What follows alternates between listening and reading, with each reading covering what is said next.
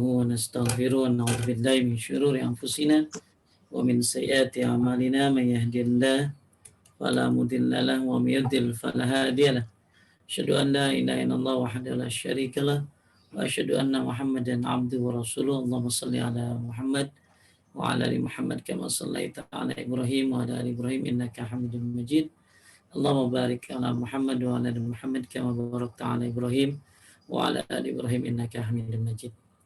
Alhamdulillah pada hari ini Allah muliakan kita dengan menuntut ilmu, bagian daripada pokok ketaatan, dan semoga mendapatkan ilmu yang bermanfaat.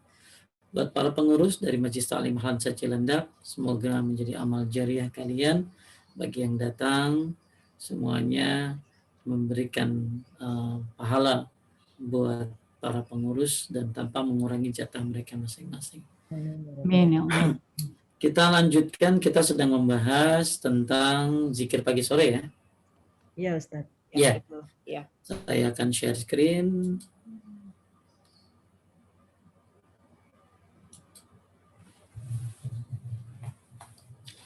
Ya, kita sampai kepada ayat kursi. Zikir pagi sore ini ya sangat luar biasa ya. Bahkan mudah-mudahan kita tidak meninggalkannya. Bahkan Syekh ditanya bagusan mana zikir pagi sore dengan baca Quran habis asar, habis subuh ya. Maka langkah bagusnya zikir pagi sore dulu, nanti baru baca Quran. Karena baca Quran itu kan waktunya luas. Sedangkan zikir pagi sore terikat dengan waktu. Bahkan Syekh bin Shalih Al-Utsaimin Ibnu Qayyim Al-Jauziyah menyebutkan di antara salah satu pembuka rizki adalah satu qiyamul lail, kemudian sedekah, kemudian istighfar di waktu sahur dan zikir pagi dan sore. Itu salah satu daripada pembuka pintu rizki kata Ibnu Qayyim Al-Jauziyah, qiyamul lail, kemudian sedekah, kemudian istighfar di waktu sahur, kemudian satu lagi adalah zikir pagi dan petang. Kemudian waktunya sudah kita bahas ya, waktunya zikir pagi simpel saja. Pagi dari habis subuh sampai terbit matahari itu yang utama, karena seperti membebaskan 4 orang budak dari keturunan Ismail. Zikir sore sampai terbenam matahari, dari habis asar sampai terbenam matahari. Tapi ulama yang lain berpendapat berbeda.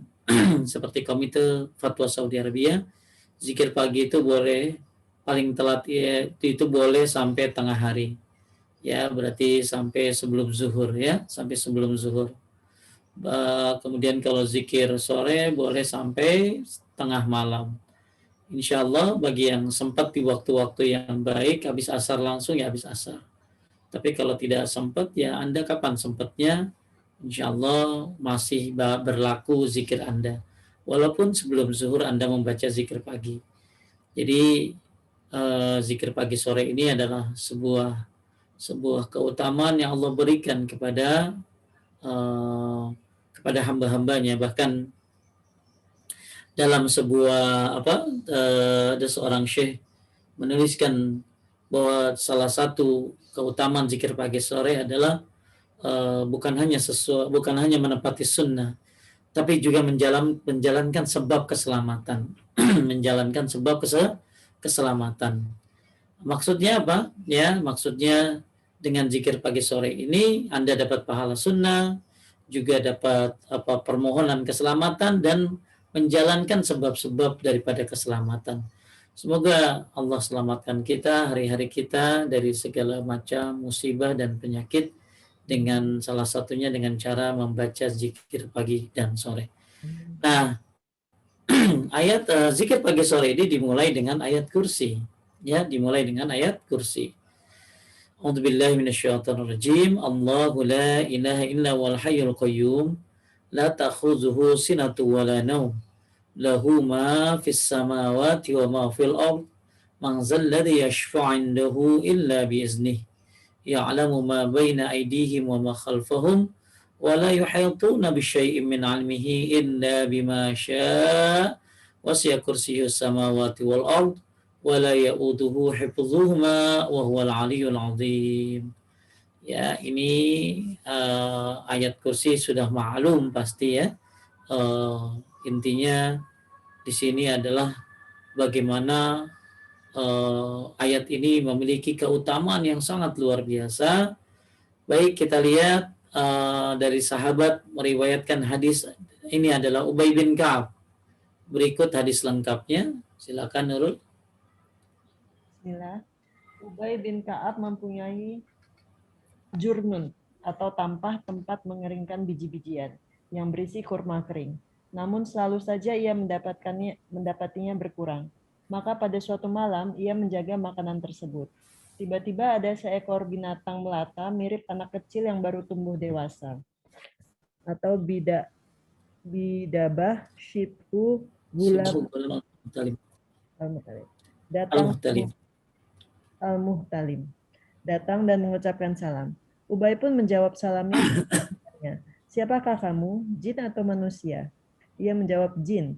Ubay berkata, ulurkan tanganmu. Maka ia pun mengulurkan tangannya. Ternyata tangannya adalah tangan anjing dan bulunya juga bulu anjing.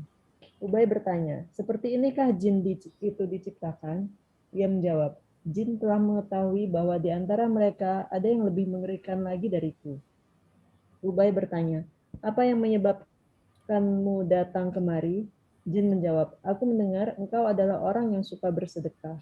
Kami pun datang untuk mendapatkan bagian makananmu. Ubay bertanya, amalan apa yang bisa menyelamatkan kami dari kalian? Jin menjawab, ayat ini yang tercantum dalam surat Al-Baqarah. Allahu la ilaha illa huwal hayyul qayyum. Maksudnya ayat kursi ya. Lanjut. Barang siapa mengucapkannya ketika sore hari, akan dijaga ujira dari kami hingga pagi hari. Dan barang siapa mengucapkannya pada pagi hari, akan dijaga dari kami hingga sore hari. Ketika pagi hari, Ubay datang menemui Rasulullah SAW untuk menceritakan kejadian semalam. Beliau pun bersabda, jin yang keji tersebut berkata jujur. Taib.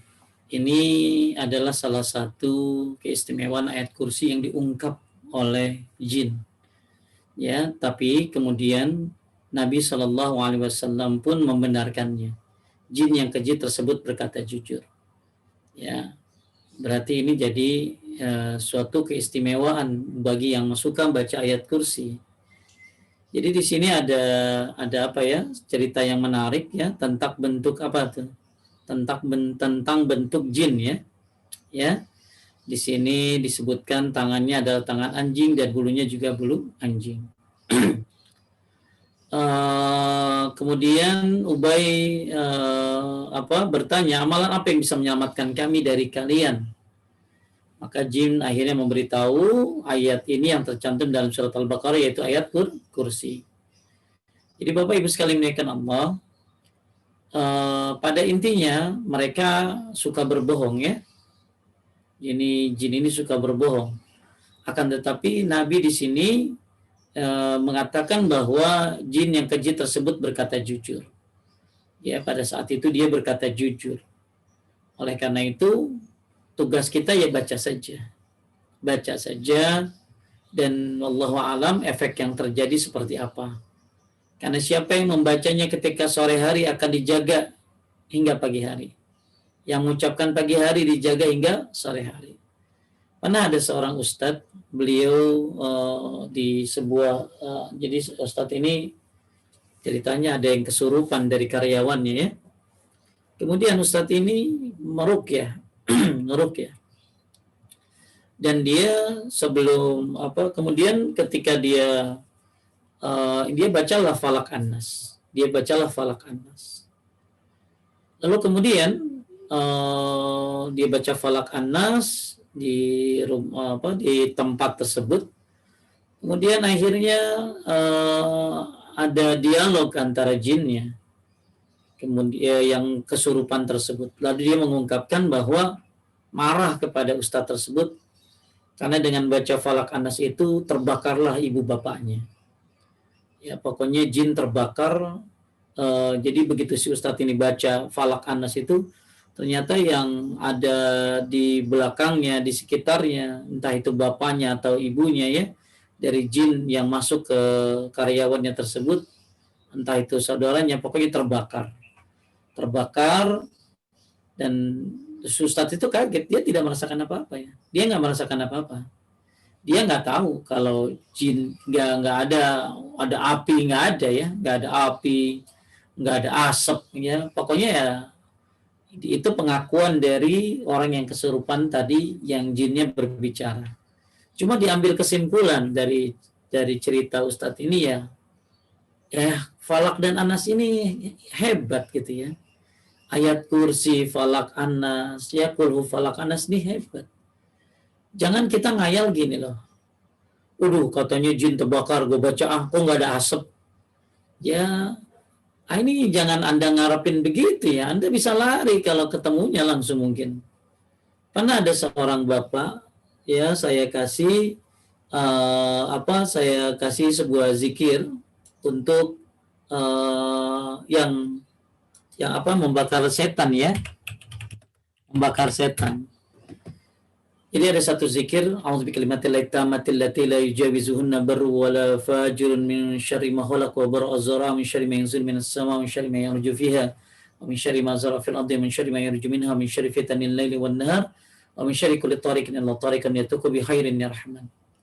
Jadi pada waktu itu saya kasih ini, baca ini ya. Ini bagus dibaca sebelum tidur. Pokoknya ini si bapak itu baca. Ya, entah apa yang dia pikirin ya, saya nggak tahu. Tapi tiba-tiba dia ngadu ke saya ya bahwa muncul di depan dia tuh nenek-nenek ya yang entah apa bikin dia ketakutan intinya. Ini zikir apa Tat? Lah, kenapa kok muncul begini gitu ya. Jadi justru kalau muncul begitu menakutkan jadinya kalau dia tersiksa dengan zikir tersebut gitu loh. Jadi pokoknya Anda diperintahkan untuk baca ya baca saja ya. Kalau misalnya diperintahkan oleh Nabi baca setiap pagi sore ya baca saja. Efeknya apa yang terjadi? Banyak hal yang nggak ada tahu di dunia ini. Masa sih dikasih tahu, diliatin tuh di depan Bu Nana setan ngejerit gitu kepanasan. Ya bisa-bisa dua-duanya ngejerit, setan ngejerit, Nana ngejerit. Ya kenapa? Ya ada yang ngejerit depannya. Ya Siska walaupun pemberani misalnya, tiba-tiba begitu baca ayat kursi di hordeng ada yang kebakar, wah iya, tambah ketakutan itu. Jadi jangan suka ngebayangin, karena kadang-kadang ada orang yang apa buktinya Tat? Gitu. Ya apa buktinya Tat? Kalau ternyata setan itu kalau doa kalau misalnya kita baca ini maka akan dijaga dari setan. Apa buktinya kalau kita dijaga? Ya enggak semua diperlihatkan oleh Allah. Ya kita harus percaya kepada yang gaib. Ya Allah gaib, malaikat gaib, jin pun gaib, masa depan pun gaib. Banyak hal-hal yang kita tidak tahu. Jadi kalau diperlihatkan ya ngeri pasti. Saya pribadi pernah sekali ya seumur hidup diperdengarkan suara ketika saya membaca sesuatu gitu loh. Itu saya jadi ketakutan malah. Iya, jadi saya baca sebuah doa sebelum tidur. Yang tadi saya baca itu a'udzubikalimatillahit tammati allati la yujawizuhunna barru wala fajirun syarri dan seterusnya. Tiba-tiba di atas internet saya kayak ada suara kebakar. Oh ya, saya kan dekat. Istri saya kagak dengar. Saya cari ke tetangga, ada yang kesetrum nggak Bu? Ada yang kenapa? Karena jadi saya, suara apa itu seperti orang terbakar. Dan itu awal-awal saya hijrah dari hal-hal yang kesyirikan ya. Saya baca, saya amalkan doa itu, Masya Allah. Ya. Jadi banyak hal-hal yang kita tidak tahu, tidak bisa diperlihatkan. Saya azab kubur, Anda mau dilihatin azab kubur? Kalau Anda bisa mendengar seperti Nabi Muhammad SAW pendengarannya, penglihatannya, yang ada hanya nangis aja ada.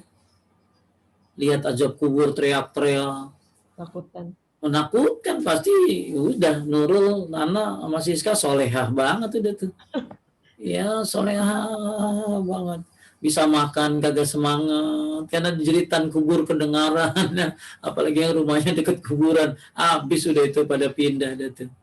Nah, inilah bahwa banyak hal-hal yang tidak kita diperlihatkan oleh Allah. Maka tugas kita baca aja deh. Ya, baca aja. Dan cerita Ustadz tadi memberikan sebuah pesan bahwa ya sudah baca saja. Maka Ustadz itu jadi begitu mendengar Falak An-Nas itu bisa membakar 2 setan, 2 jin yang ada di rumah tersebut, ya berdasarkan info dari orang yang kesurupan. Nah, di sini pesannya apa? Ternyata begitu dahsyat kehebatan Falak dan An-Nas. Cuma ya tadi, kita maunya ngelihat nyata. Kita maunya ngelihat tuh jin kebakar depan kita, padahal kalau dilihatin kabur pada. Ya, jadi tugas kita baca saja. Dan meyakini, inilah iman namanya. Anda meyakini apa yang disampaikan oleh Allah dan Rasulnya pasti benar, maka ya jalankan. Baik, di sini disebutkan saya akan bahas ayat kursi secara banyak ya, biar tambah senang baca ayat kursi. Dan ini bagus banget pembahasannya. Baik, lanjut Nana. Di dalam ayat kursi, ini kita lagi bahas ayat kursi ya. Lanjut, kenapa ayat kursi itu ada di Abi Sholat ya. Bahkan nanti Anda akan tahu bagaimana kedudukan ayat kursi. Apa yang disebut dengan kursi? Coba Siska, ayat kursi, apa kursi di sini? Tempat kedudukan Allah ya Ustadz ya. Ya, Tempat kedudukannya Allah. itu ngarang apa berdasarkan itu? Ustadz yang gitu dong. Saya mencoba mengingat-ingat gitu Ustadz. Salah ya. Ya, jadi banyak orang yang tidak tahu apa kursi di sini.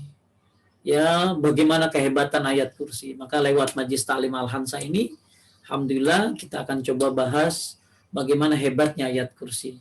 Jadi insya Allah man takhayyala as-shawab faqad khaffa 'alaihil amal. Siapa yang tahu keutamaan pahala atau keutamaan sesuatu, maka dia akan ringan dalam membacanya, mengamalkannya. Kalau kita tahu keutamaannya, jadi lebih semangat lagi kan. Kenapa ibu semangat Lailatul Qadar? Kan tahu keutamaannya apa. Ya, dijaga-jaga dari bis maghrib 10 hari terakhir. Kenapa? Karena ibu tahu keutamaannya. Nah, sekarang kita akan bahas keutamaan ayat kursi dan mudah-mudahan menjadikan kita lebih cinta lagi membacanya dan lebih khusyuk lagi dalam membacanya. Lanjut, Nana. Bismillah. Di dalamnya terdapat pemaparan 3 macam tauhid. Tauhid rububiyah, tauhid uluhiyah, dan tauhid nama dan sifat Allah. Di dalam ayat kursi. Jadi dalam ayat kursi ini ada pemaparan 3 macam tauhid. Rububiyah, uluhiyah, asma wa sifat. Lanjut. Ilmu katsir dalam tafsirnya menjelaskan, ayat kursi ini memiliki kedudukan yang sangat agung. Dalam hadis sahih dari Rasulullah Shallallahu Alaihi Wasallam disebutkan bahwa ia merupakan ayat teragung yang terdapat dalam Al-Quran. Disebutkan di sini ayat apa? Kata Ibnu Katsir, ayat teragung yang terdapat dalam Al-Quran. Masya Allah. Ayat kursi. Yang bacanya aja kan, ya kan? Yang baca ayat kursi habis sholat, apa? Ingat nggak Nana apa? Tidak ada yang tidak ada yang memisahkan dia dengan surga selain kematian. Tidak ya, dengan sebab itu dia akan masuk surga. Itu siapa yang baca ayat kursi habis sholat. Tapi kalau habis zikir pagi sore ya, maka akan dijaga ya oleh Allah dari syaitan. Baik, ayat yang teragung yang terdapat dalam Al-Qur'an ya. Kenapa? Nah, ini yang patut kita gali. Lanjut. Al-Qadiyat menyatakan hadis ini adalah dalil akan bolehnya mengutamakan sebagian Al-Quran dari lainnya dan mengutamakannya dari selain kitab-kitab Allah. Maknanya adalah pahala membacanya begitu besar, itulah makna hadis. Ya, jadi memang ada ayat-ayat yang memiliki kekhususan. Seperti ayat kursi, Falaq An-Nas, Al-Ikhlas, 2 ayat terakhir surat Al-Baqarah, Al-Kafirun, ya, Al-Muluk. Ada ayat-ayat yang memang memiliki keutamaan. Intinya semua utama, tapi ada yang memang memiliki keutamaan yang lebih. Al-Fatihah, ya, termasuk ayat kursi. Jadi ini dalil kata Al-Qadiyat bahwa bolehnya mengutamakan sebagian Al-Quran dan lainnya dan mengutamakan dari selain kitab-kitab Allah. Kemudian lanjut. Apa sebab ayat kursi lebih agung? Imam Nawawi menyebutkan, para ulama berkata bahwa hal itu dikarenakan di dalamnya terdapat nama dan sifat Allah yang penting, yaitu sifat ilahiyah, wahdaniyah atau keesaan, sifat hidup, sifat ilmu, sifat kerajaan, sifat kekuasaan, sifat kehendak. Itulah 7 nama dan sifat dasar yang disebutkan dalam ayat kursi. Baik. Jadi kata Imam Nawawi, kenapa ayat kursi ini lebih agung? Ya, para ulama berkata hal itu dikarenakan di dalamnya terdapat nama dan sifat Allah. Ayo. Ya, yang penting yaitu sifat ilahiyah, wahdaniyah, keesaan. Allahu la ilaha illa huwal hayyul qayyum. Sifat hidup, ya, sifat ilmu, sifat kerajaan, sifat kekuasaan, sifat kehendak. Itulah 7 nama dan sifat dasar yang disebutkan dalam ayat kursi, Masya Allah. Jadi jadi kalau ditanya kenapa ayat kursi itu begitu agungnya? Karena di dalamnya terdapat berapa tadi? 7. 7 nama dan sifat dasar yang disebutkan dalam ayat kursi. Ya, disebutkan di situ 7 nama dan sifat dasar yang disebutkan dalam ayat kursi. Ini karena di dalamnya terdapat nama dan sifat Allah yang penting, yaitu ilahiyah, wahdaniyah, sifat hidup, sifat ilmu, sifat kerajaan, sifat kekuasaan, dan sifat kehendak. Ini Masya Allah, kenapa ayat kursi ini begitu agung? Karena memiliki sifat-sifat Allah yang penting di dalam ayat kursinya.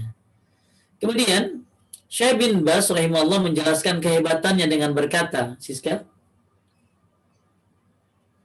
Syekh bin Baz rahimahullah menjelaskan kehebatannya dengan berkata, ayat ini sangat agung dan memiliki keutamaan dalam kitab Allah Subhanahu wa taala karena mengandung tauhid dan keikhlasan kepada Allah serta menerangkan tentang kebesarannya.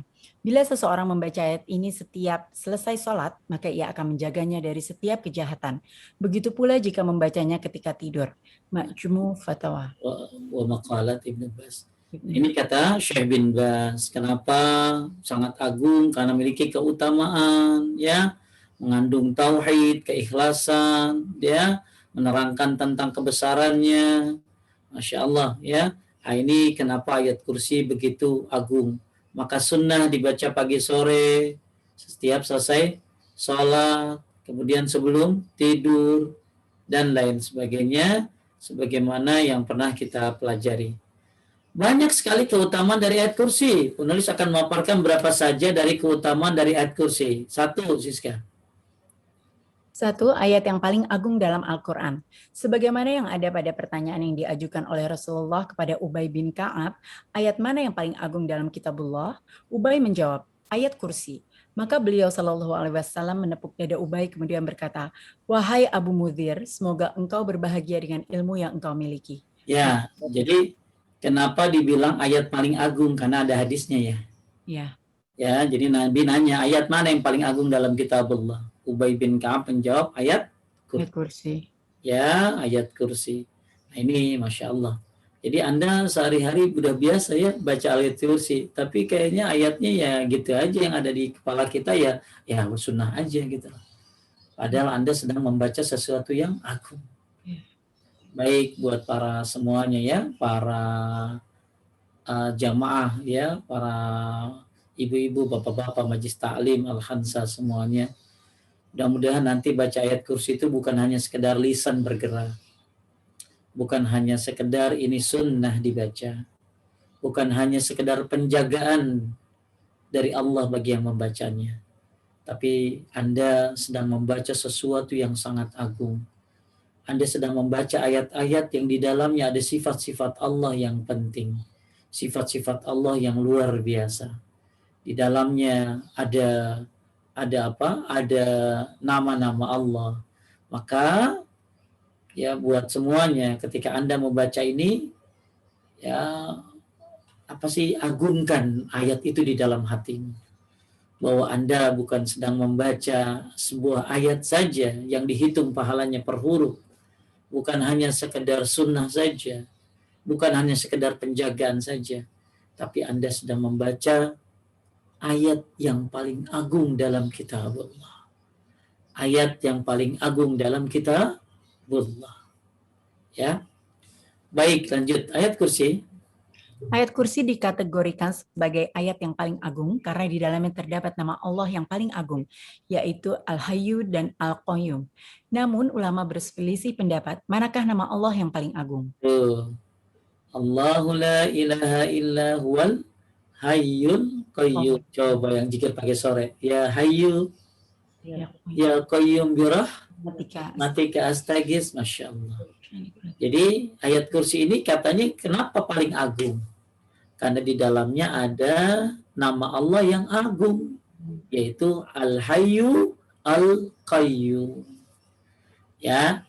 Ya, ini jadi bacanya jadi lebih greget lagi nanti. Biasanya kan assalamualaikum, astagfirullah, assalamualaikum. Alhamdulillah warahmatullahi wabarakatuh. Nggak ada rasa gitu. Nggak ada rasa bacanya. Ya, nanti habis asar Anda baca zikir habis sholat atau zikir pagi sore, insya Allah akan lebih berbeda.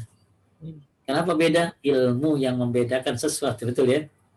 Ilmu yang membedakan sesuatu. Karena punya ilmu jadi tahu, oh begitu berharganya ayat kursi ini. Bukan hanya sekedar lip service kita bacanya. Baik, ada Al-Hayyu Al-Qayyum. Yang kedua masih Siska. 2. Keagungannya melebihi langit dan bumi. Rasulullah SAW bersabda, tidaklah Allah menciptakan langit dan bumi melebihi agungnya ayat kursi, karena di dalam ayat tersebut telah mencakup nama dan sifat Allah. Jadi katanya ayat kursi itu lebih agung daripada langit dan bumi.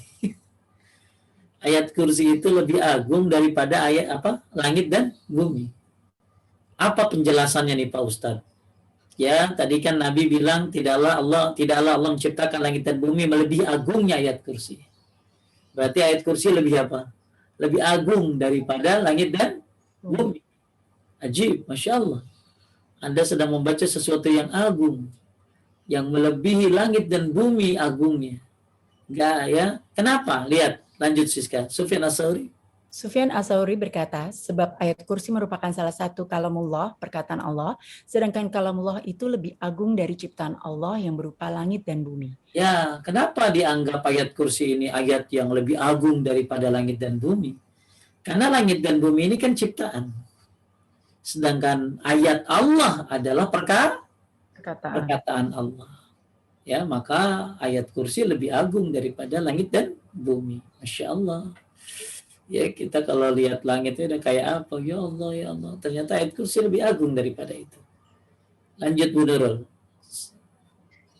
Ya, salah satu bacaan zikir sebelum tidur. Ini udah kali ya. Udah tadi ya. Akan dijaga ya. Ya. Siapa yang baca ayat kursi sebelum tidur dijaga sampai pagi. Ya, makanya baca rutin ya. Sebelum tidur. Insya Allah baca termasuk zikir pagi dan petang. Nomor 4 lanjut Bu Nurul. Salah satu sebab masuk surga. Rasulullah SAW bersabda, barang siapa yang membaca ayat kursi setelah selesai sholat, maka tidak ada yang menghalanginya masuk surga kecuali kematian.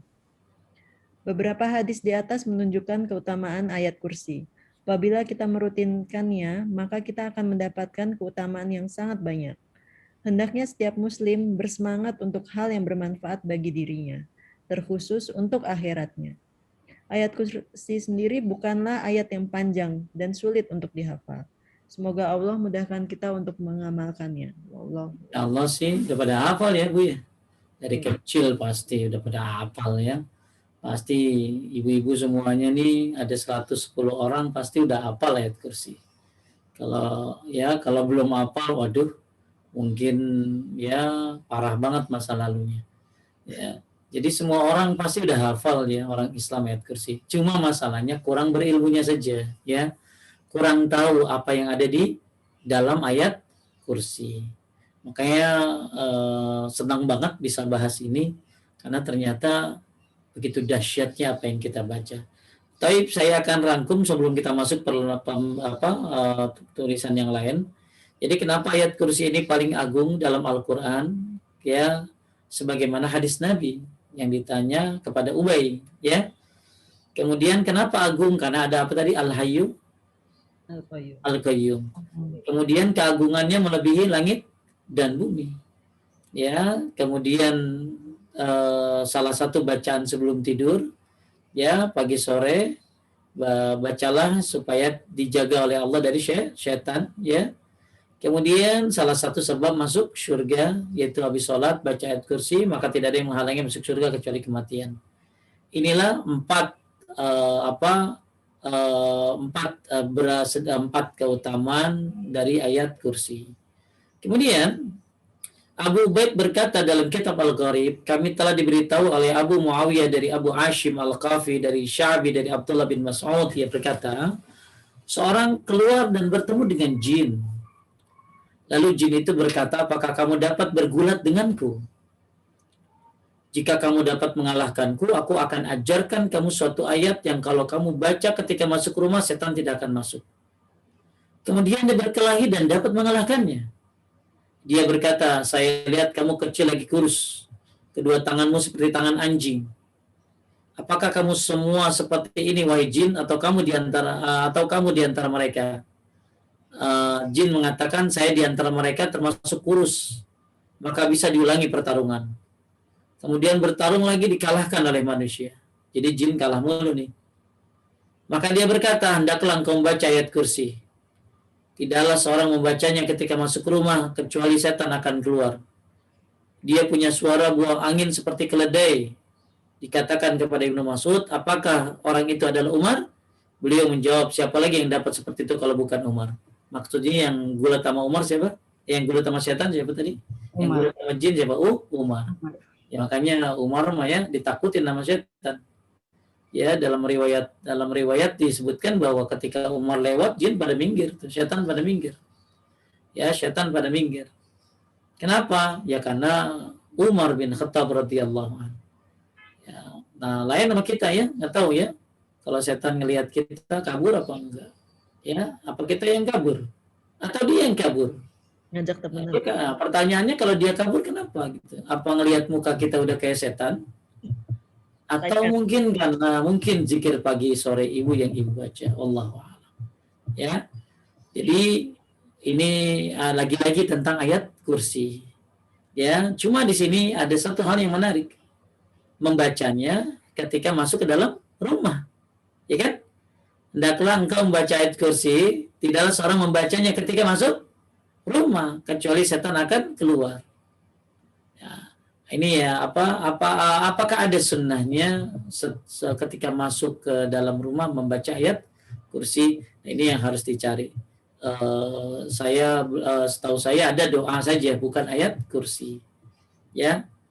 Kemudian dari Abu Hurairah radhiyallahu anhu, sesungguhnya Rasulullah SAW bersabda dalam surat Al-Baqarah ada ayat-ayat utama dari ayat Al-Quran. Tidaklah engkau membacanya di dalam rumah kecuali setan akan keluar. Itu adalah ayat kursi. Ya, kemungkinan sih menurut saya maksud daripada masuk rumah baca ayat kursi itu adalah di dalam rumah baca ayat kursi. Ya, bisa apalagi kalau misalnya baca apa tadi? Al-Baqarah. Ya, jadi dalam surat kan Iqra'u surat Al-Baqarah fa inna syaitan tafiru minal baitil ladzi tuqra fi surat Al-Baqarah. Baca Al-Baqarah, syaitan itu lari dari rumah yang dibacakan Al-Baqarah. Pertanyaannya, Nana, panjang nggak baca Al-Baqarah? Panjang banget, Pak Ustadz. Oke, udah pakai banget lagi. Nah sekarang Nana ya udah, kalau nggak mau baca Al-Baqarah, baca ayat kursinya. Ya, Masya Allah. Jadi dalam surat Al-Baqarah ini ada ayat yang utama, tidak engkau mencari dari dalam rumah, kecuali syaitan akan keluar. Itu adalah ayat kursi. Makanya bayangin ya, ibu-ibu sholat di rumah kan, baca ayat kursi. Ya, baca ayat kursi kan biasanya ibu-ibu kalau lagi nggak pandemi kan baca ayat kursinya di mall kan. Ya, di mall baca ayat kursinya mungkin di mana? Di sekolah anak, ya, di masjid sekolah anak. Sekarang lagi pandemi banyak baca di rumah. Mudah-mudahan pada keluar tuh setan-setan dari dalam rumah. Begitu juga diriwayatkan dari jalan lain dari Zaidah dari Hakim bin Jubair kemudian mengatakan sanadnya sahih dan belum dikeluarkan oleh keduanya, demikian dikatakan. Kemudian telah diriwayatkan oleh Tirmizi dari hadis Zaidah dalam redaksi setiap suatu ada puncaknya dan puncaknya Al-Qur'an adalah surat Al-Baqarah. Nah ini ya, jadi telah diriwayatkan oleh Tirmizi dari hadis Zaidah dengan redaksi setiap sesuatu ada puncaknya. Ya. Setiap sesuatu ada puncaknya. Dan puncak Al-Quran adalah surat apa? Al-Baqarah. Di dalamnya ada ayat mulia ya, yakni Al-Quran, yaitu ayat kursi. Nah, di dalam. Jadi gini, suatu itu ada puncaknya. Puncaknya pada Al-Quran apa? Al-Baqarah. Dan di dalam Al-Baqarah ada ayat yang agung, namanya apa? Ayat kursi. Kemudian dia berkata di sini, gharib, kami tidak mengetahuinya kecuali dari Hakim bin Jubair. Sobat telah berbincang dan memalamakannya. Itu juga Ahmad dan selain-selainnya. Ya. Jadi ini dianggap hadisnya asing, ya, hadisnya asing. Dari Ibnu Umar, dari Umar bin Khattab, lanjut, Nana. Dari Ibnu Umar, dari Umar bin Khattab radhiyallahu anhu, suatu ketika beliau menemui orang-orang yang sedang menghadapi hidangan. Lalu bertanya, siapa di antara kalian yang dapat memberitahukan kepadaku ayat yang paling agung di Al-Quran? Ibnu Mas'ud radhiyallahu anhu mengatakan, saya yang akan menyampaikan. Saya mendengar dari Rasulullah Shallallahu Alaihi Wasallam bersabda, ayat yang paling agung dalam Al-Quran adalah Allahu la ilaha illa huwal hayyul qayyum. Terkait dengan kandungannya, ada nama Allah yang agung. Imam Ahmad mengatakan dari Asma binti Yazid bin Sakan berkata, saya mendengar Rasulullah Shallallahu Alaihi Wasallam bersabda, dalam dua ayat ini Allahu la ilaha illa huwal hayyul qayyum dan Alif Lam Mim, Allahu la ilaha illa huwal hayyul qayyum. Pada keduanya ada nama Allah yang agung. Baik. Ini beberapa riwayat yang menyebutkan tentang masih keutamaan ayat kursi.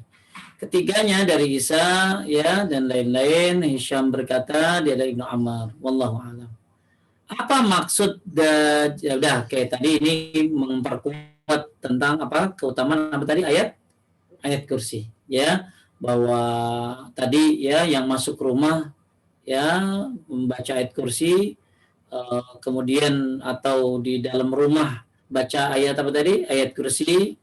Kemudian tadi ada riwayat juga puncaknya Al-Quran adalah apa tadi Al-Baqarah, ya. Kemudian di dalam Al-Baqarah ada ayat kursi.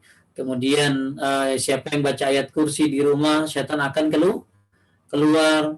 Kemudian tadi juga sudah dibahas juga ayat yang paling agung dalam Al-Quran, yaitu Allahu la ilaha illa huwal hayyul qayyum, ya. Kemudian apa maksud kursi pada ayat ini? Kan kita sering ini dengar, ya, apa itu makna dari kursi Allah? Kan ayat kursi, ya, apa itu makna dari kursi Allah? Perlu diketahui ada beberapa pendapat mengenai makna kursi Allah. Dalam Fatwa Lajnah Daimah dijelaskan beberapa pendapat. Nurul udah baca belum tadi? Udah, Ustaz. Udah. Siska, makna kursi Allah? Makna kursi Allah adalah tempat diletakkannya kedua kaki Allah yang berada di hadapan arsy, yaitu bagian depan atau bawah dari arsy. Ada beberapa pendapat lainnya. Satu, jadi makna kursi Allah, jadi ayat kursi, apa sih yang disebut dengan ayat kursi di sini? Kalau ayat kan pasti tahu, ya. Ayat ya ayat. Sekarang kenapa disebut kursi? Apa makna kursi Allah? Ya, kenapa disebut kursi Allah? Nah, kata komite, ya, dalam Fatwa Lajnah Daimah dijelaskan beberapa pendapat. Makna kursi Allah adalah tempat diletakkannya kedua kaki Allah yang berada di hadapan arsy, yaitu bagian depan bawah dari arsy. Ya, ini maknanya kata Lajnah Daimah. Makna kursi Allah adalah tempat diletakkannya kedua kaki Allah yang berada di hadapan arsy. Ada beberapa pendapat lain. Lanjut, Siska. Ada beberapa pendapat lainnya. Pertama, maknanya adalah ilmu Allah, sebagaimana riwayat dari Ibnu Abbas. Jadi ayat kursi berarti ayat tentang ilmu Allah. Lanjut, dua. Yang kedua, maknanya adalah karasah, yaitu tempat berkumpul ilmu tersebut. Ini pendapat sebagian ulama dan dirajihkan atau dinilai kuat oleh Ibnu Jarir At-Tabari. Jadi maksudnya ayat kursi adalah karasah, ya, yaitu tempat berkumpulnya ilmu tersebut. Yang ketiga, maknanya adalah qudrah, kemampuan Allah memegang atau menggenggam langit dan bumi. Yang keempat, maknanya adalah arsy. Yang kelima, maknanya adalah penggambaran kebesaran Allah Ta'ala. Inilah kumpulan makna apa tadi? Ayat Allah. Kursi.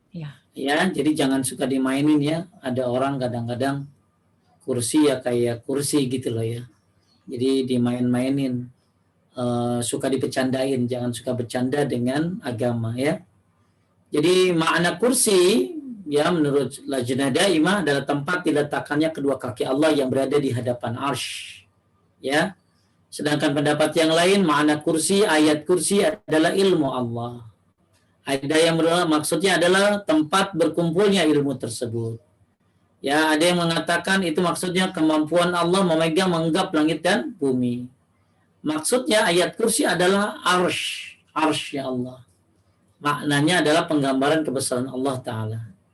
Adapun riwayat dari Ibnu Abbas bahwa kursi Allah adalah ilmu Allah, ini adalah riwayat yang tidak sahih karena tidak ada dalam bahasa Arab makna kursi adalah ilmu. Nah, ini dijelaskan oleh penulis tentang makna yang paling bagus yang mana. Kan di sini berarti jumlahnya ada berapa? 6 ya, Teh? Ada 6 ya maknanya. Yang pertama, kursi Allah tempat diletakkan kedua kaki Allah. Nah, sisanya ini 1, 2, 3, 4, 5. Nah, ini dibahas nih. Mana yang paling bagus makna daripada ayat kursi itu apa sebenarnya kursi di situ. Ya, kalau tadi kan dibilang bahwa itu adalah kursi adalah ilmu Allah. Nah, ini katanya tidak sahih karena tidak ada dalam bahasa Arab makna kursi adalah ilmu. Kemudian pendapat terkuat wallahu alam makna kursi Allah adalah tempat diletakkannya kedua kaki Allah sebagaimana riwayat dari Sa'id bin Jubair dari Ibnu Abbas terkait tafsir dari ayat wasi'a kursiyyuhus samawati wal ardh. Kursi Allah meliputi langit dan bumi. Ibnu Abbas berkata, kursi adalah tempat diletakkan kedua kaki Allah, sedangkan arsy tidak bisa diperkirakan ukurannya. Paham? Jadi ibu-ibu, di sini ada kalimat wasi'a kursiyyuhus samawati wal ardh. Ya, kata Ibnu Abbas, kursi di sini kan disebutnya wasi'a kursiyyus samawati wal ardh. Kursi Allah meliputi langit dan bumi. Ibnu Abbas berkata, nah Ibnu Abbas ini ahli tafsir ya Bu ya. Beliau termasuk ponakannya Nabi, dia ini termasuk anaknya Abbas ya. Masih dari kalau salah ponakannya Nabi ya. Ponakannya Nabi Ibnu Abbas ini. Dan Ibnu Abbas ini sudah pinter Al-Quran dari sejak kecil. Ya, kalau ibu baca dalam Al-Quran, tafsir Ibnu Katsir surat An-Nasr, ya, idza jaa nasrullahi wal fath wa ra'aitan nasa yadkhuluna fi dinillahi afwaja fasabbih bihamdi rabbika wastaghfirhu innahu kana tawwaba. Umar bin Khattab pernah membawa Ibnu Abbas kecil, lagi kecil Ibnu Abbas, dibawa ke kalangan para senior perang Badar. Bayangin anak kecil dibawa di antara para senior, para orang tua. Nggak ada anak kecil selain Ibnu Abbas di situ. Kenapa Umar bin Khattab membawa anak kecil yaitu Ibnu Abbas kepada para senior di situ? Ibu Umar hendak memberitahu bahwa ini anak memiliki kelebihan sesuatu. Anak ini pinter.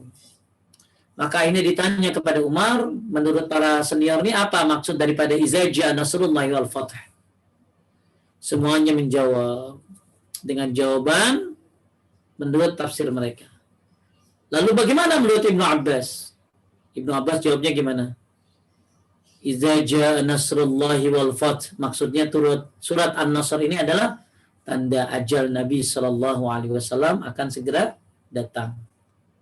Bahwa Nabi sallallahu alaihi wasallam tugasnya sudah selesai. Anak kecil. Ya, anak kecil. Memang Ibnu Abbas ini luar biasa, lautan ilmu. Ya, sekali-kali kalau ibu punya buku tentang sahabat, bukalah cerita Ibnu Abbas. Dahsyatnya, keilmuannya. Ya, atau kalau pengen lihat ya, lihat di YouTube saya, ada saya waktu lagi di Taif. Ibnu Abbas itu pernah jadi gubernur di Taif ya. Usianya muda sekali waktu jadi gubernur itu. Saya lupa pokoknya masih bisa belasan atau 20-an ya, saya lupa. Ibnu Abbas jadi gubernur di usia yang muda. Ya, makanya di Taif, yang pernah ke Taif ada masjid namanya Masjid Ibnu Abbas. Waktu itu saya bikin konten tentang siapa Ibnu Abbas. Ya, bagaimana julukan-julukan ulama kepada beliau. Masya Allah luar biasa. Lautan ilmu. Ya, bahkan banyak sekali karomahnya. Maka sekarang kita lagi belajar tentang makna wasi'a kursius samawati wal ard, kursi Allah meliputi langit dan bumi, apa tafsirnya? Maka kita nggak pakai tafsir yang ece-ece ya, pakai tafsir Ustadz Anu enggak ya, apalagi pakai tafsir Ustadz Liberal, kagak. Kita pakai tafsirnya Ibnu Abbas ya, yang hidup di zaman Nabi dan memang diakui sebagai ahli tafsir. Ahli tafsir itu ada dua ya zaman Nabi itu. Satu Ibnu Mas'ud, itu senior. Yang kedua Ibnu Abbas, ini yang juniornya. Nah, inilah Ibnu Abbas berkata, maksud daripada wasi'a kursius samawati wal ardh, kursi Allah meliputi langit dan bumi adalah kursi adalah tempat diletakkannya kedua kaki Allah, sedangkan arsy tidak bisa diperkirakan ukurannya. Jadi kalau ditanya kursi itu apa? Ayat kursi. Berarti ayat yang dimana kursi itu apa? Maksud di ayat kursi, apa makna kursi di situ? Maksudnya adalah kursi tempat diletakkannya kedua kaki Allah. Ini riwayat disepakati oleh ahli ilmu kesahihannya. Ibnu Hajar al-Asqalani juga mensahihkan riwayat dari Sa'id bin Jubair. Beliau berkata, lanjut sekarang. Kursi Allah. Kursi Allah berbeda dengan arsy Allah sebagaimana dalam riwayat berikut. Abu Dzar berkata, aku mendengar Nabi Shallallahu Alaihi Wasallam bersabda, tidaklah 7 langit dibandingkan kursi Allah kecuali seperti cincin yang dilemparkan di tanah lapang, dan besarnya arsy dibandingkan kursi adalah seperti tanah lapang dibandingkan dengan cincin. Apa gini nih? 7 langit gede nggak sis? Iya, kebayang. 7 langit dibandingkan kursi Allah Seperti cincin. itu seperti cincin dilemparkan di tanah lapang, maksudnya padang pasir. Berarti jadi cincin ini ya, cincin segede apa sih cincin ya? Ya, ini cincin lah, anggap nih. Ini cincin ini, anggap ini cincinnya kegedean juga. Ini cincin. Ini ibaratnya 7 langit dan bumi. Dan ini jadi cincin ini diibaratkan langit dan bumi 7 lapis ya. Ini langit ini diibaratkan dengan 7 langit. 7 langit. Lalu dilemparkan ke padang pasir. Maka padang pasir itu diibaratkan dengan kursi Allah. Berarti kita belum melihat apa-apa kan? Iya, nggak kelihatan. Kita baru lihat langit satu doang. Masih ada 7 langit. Dan ternyata 7 langit, besarnya kursi Allah. Besarnya kursi Allah ya diibaratkan dengan cincin yang 7 langit. Jadi 7 langit itu diibaratkan dengan cincin ini dilempar ke padang pasir, maka padang pasir itulah diibaratkan dengan kursinya Allah Subhanahu wa ta'ala. Nah, kemudian kursinya Allah dibandingkan dengan arsy-Nya Allah seperti apa? Seperti sebaliknya, seperti tanah lapang dibandingkan dengan cincin. Jadi berarti gedean mana? Ya gedean arsy-Nya Allah Subhanahu wa ta'ala. Ya, jadi dan besarnya arsy-Nya Allah dibandingkan dengan kursinya Allah. Ya, kursi di sini adalah tadi tempat diletakkan kedua kakinya Allah adalah seperti tanah lapang dibandingkan dengan cincin. Ya, Masya Allah ya.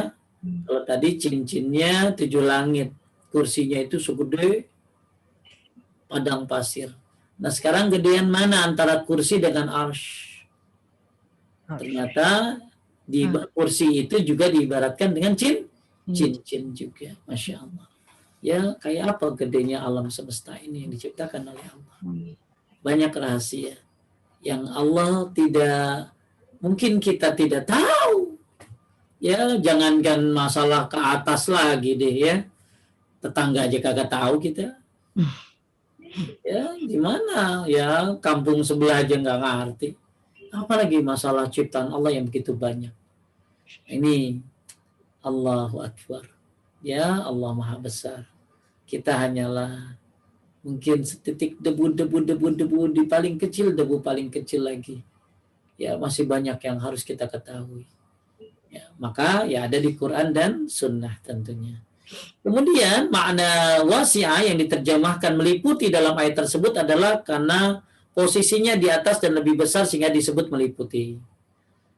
Oleh karena itu, langit meliputi bumi karena berada di atasnya. Kursi meliputi langit karena berada di atasnya. Dan arsy meliputi kursi karena berada di atasnya. Jadi yang paling besar apa? Arsy Allah. Ya arsy Allah subhanahu wa ta'ala. Ada sekarang kan tadi kita bilang kaki ya. Anda jangan berpikir Ya. bahwa kaki Allah itu sama dengan kita. Jangan ya. Ya. Ada cukup banyak dalil yang menunjukkan bahwa Allah memiliki kaki. Kan tadi kursi itu tempat dipijaknya kaki Allah Subhanahu wa taala. Apa dalilnya kalau Allah itu memiliki kaki? Hadis berikut yang menjelaskan tentang firman Allah, yauma ya taqawwal jahannam hal min talat wa taqulu hal min mazid ya. Dan ingatlah pada hari itu kami bertanya kepada jahanam ya yang naqulu li jahannam halim tala wa taqulu hal min mazid. Jadi gini. Jadi nanti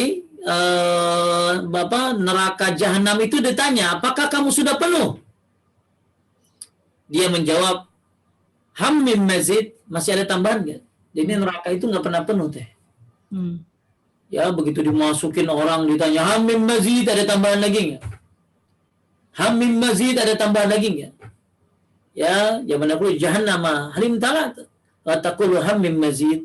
Apakah kamu sudah penuh? Maka neraka menjawab, apa masih ada tambahan? Makanya kita terus berlindung kepada Allah dari neraka, karena neraka ini selalu kurang. Sampai saya sering bilang matahari dan bulan saja masuk neraka. Ya, bagikan 2 ekor sapi, kecil banget berarti. Segitu gedenya matahari, segitu gedenya bulan. Ternyata masuk neraka bagikan 2 ekor sapi. Berarti kalau bulan dan matahari aja kayak 2 ekor sapi, perbandingannya dengan neraka, sebesar apa nerakanya? Maka neraka ditanya, apakah kamu sudah penuh? Maka dia menjawab, ya hamim majid, ya apakah masih ada tambahan? Kemudian tatkala neraka minta tambahan, penghuni neraka, Allah meletakkan kakinya ke neraka dan neraka menyempit. Nah, dalam riwayat oleh Muslim dari hadis Abu Hurairah radhiyallahu anhu, Rasulullah SAW bersabda, dan setiap kali merasa bahwa neraka jahanam penuh, adapun neraka jahanam tidak akan penuh. Neraka jahanam tidak akan penuh sampai Allah Subhanahu wa taala meletakkan kedua kakinya hingga neraka berkata, cukup. Ketika itu penuhlah neraka dan sebagian darinya menyempit dan penuhlah dia. Ini dalil yang lagi kita bahas bahwa Allah Subhanahu wa taala dengan keagungannya memiliki kaki. Dan ketika neraka yang tidak pernah penuh, selalu kurang, minta tambahan, siapa yang bisa masuk ke dalamnya? Maka Allah Subhanahu wa taala meletakkan kedua kakinya hingga neraka berkata, cukup. Ketika itulah penuhlah neraka. Syekh Utsaimin menjelaskan kesimpulannya, baca Siska. Syekh Al-Utsaimin menjelaskan kesimpulannya adalah wajib bagi kita beriman bahwa Allah mempunyai telapak kaki atau kaki sebagaimana hakikatnya, tidak ditakwil makna lainnya, tanpa menggambarkan dan menyerupakan dengan kaki siapapun. Ya, cukup beriman saja. Cukup beriman saja dan tidak boleh kita mempermisalkan dengan apapun karena Allah laisa kamitslihi syai', Allah tidak sama dengan siapapun. Tidak perlu kita membayangkan, menggambarkan seperti apa. Ya, tidak perlu juga ditakwil. Ya, oh kaki di sini artinya begini, tidak perlu. Ya, cukup apa adanya saja sebagaimana yang disampaikan oleh Al-Qur'an dan hadis. Banyak ya. Yadullah fawqa aydihim. Allah menyebutkan apa? Tangan. Allah di antara tangan-tangan mereka. Allah menyebutkan tangan. Tapi tangannya seperti apa? Bukan urusan kita. Ya. Nah, ini jadi kita lagi bahas sekarang tentang masalah makna kursi, ya. Jadi arti kursi itu apa? Ya, kalau ayat kan tahu ayat. Nah, sekarang kursi di situ apa maksudnya? Kursi di situ adalah tempat diletakkannya kedua kaki Allah yang berada di hadapan arsy, yaitu di bagian depan dari arsy. Ya, ini jadi kalau ditanya. Jadi gimana Nurul? Kalau ditanya arsy, kursi itu apa? Tempat diletakkannya kedua kaki Allah yang berada di hadapan arsy, yaitu bagian Arsy, ya, cukup seperti itu aja. Ya, jadi tempat diletakkannya kedua kaki Allah yang berada di hadapan arsy. Baru tahu Nurul? baru Ustadz. Ya, kan Nurul agak pinter ya. Ya, kalau Nurul baru tahu, apalagi ibu-ibu yang lainnya, gitu ya. Jadi ini ilmu buat semuanya tentang makna apa tadi? Kursi. Ya, karena banyak yang jadi apa sih suka dilecehkan gitu ya, kursi gitu loh ya, kursi gitu. Sampai ada yang aduh kata-kata yang nggak enak gitu loh. Saya nggak berani nyebutinnya ya, nggak berani nyebutinnya. Tapi itu kata-kata yang menyakitkan, memain-mainkan ayat Al-Quran. Ya, dan nggak sedikit loh orang ngelucu, penceramah ngelucu dengan mengatasnamakan ayat kursi. Disebutin, ya dilucu-lucuin gitu. Naudzubillah. Ya, jangan dibuat lucu ayat Al-Quran. Jadi kenapa dia melucu begitu? Karena nggak ngerti arti kursi apa. Dia pikir ya kursi kali gitu ya. Nggak seperti itu. Jadi arti kursi adalah tempat diletakkan kedua kaki Allah yang berada di hadapan arsy. Nah, tapi ada pendapat yang lain yang menyatakan bahwa itu maknanya ilmu. Ada juga yang bilang karosa. Ada yang bilang ada itu artinya kudroh. Ada maknanya adalah arsy dan lain-lain. Tapi menurut Lajnah Daimah ini kan ini ya, kumpulan ya para ulama kemudian bikin fatwa. Maka disebutnya Lajnah Daimah. Jadi menurut Lajnah Daimah dan apa yang disebutkan oleh Lajnah Daimah berdasarkan pendapat siapa? Nana. Ayo. Kursi itu tadi apa Nana? Kursi itu tempat diletakkannya kaki Allah di mana? Di hadapan arsy. Itu kata siapa? Ayo. Siang-siang suruh mikir. Iya, lupa Ustaz. Ini nih, siapa tadi? Ibnu Abbas. Jadi Ibnu Abbas begitu menafsirkan wasi'a kursiyuhus samawati wal ard. Wasi'a kursiyuhu, kursi Allah meliputi as-samawati wal ard. Kursi Allah meliputi langit dan bumi. Ibnu Abbas berkata, kursi adalah tempat diletakkan kedua kaki Allah, sedangkan arsy tidak bisa diperkirakan ukurannya. Ini jadi kalau ada yang nanya, apa arti kursi? Kursi, ayat kursi maksudnya tempat diletakkan kedua kaki Allah. Menurut siapa kamu mengatakan demikian? Nana jawab apa? Ibnu Abbas. Menurut Ibnu Abbas. Siapa Ibnu Abbas itu? Kamu baca bukunya sendiri dah. Ya panjang cerita Ibnu Abbas mah. Ya, ahli tafsir yang hidup dan masih saudaranya Nabi, masih dalam keturunan Nabi Sallallahu Alaihi Wasallam, maksudnya masih saudara Nabi, ponakan. Dan kemudian juga kalau begitu, nah terus tadi kalau ditanya ada yang menarik lagi. Ini nih yang menarik lagi nih buat ibu-ibu nih, saya kasih kunci-kuncinya aja dah. Coba sebutin Nurul. Apa perbedaan antara 7 langit dengan kursinya Allah? Perbedaannya bagaikan lapang dibanding dengan cincin, maksudnya Ustaz? Cincinnya mana? Cincinnya apa? Cincinnya 7 langit. 7 langit itu diibaratkan dengan cincin, dan kursi itu diibaratkan dengan padang pasir. Jadi ketika satu cincin ini yang diseumpamakan dengan 7 langit dilempar ke padang pasir, maka padang pasir itu apa namanya? Kursi. Kemudian perbandingan kursi dengan arsy. Bagikan tanah lapang. Iya. Arsy dibandingkan kursi adalah apa? Arsy seperti tanah lapang dan kursi seperti cincin. Bingung ya? Ya udah siang-siang puasa suruh mikir. Ya, emak-emak ya alhamdulillah kagak pada cabut.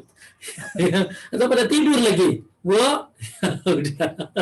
Ya, Bangun. paham Nana? Paham insya Allah Ustadz. Benar. Ya. Coba ulangi. Coba kursi dengan 7 langit gedean mana? Gedean Kursi. kursi. Jawab si Siska, kamu asistennya. Apa Ya. saya nggak ditanya? Gedean kursi diibaratkan dengan apa?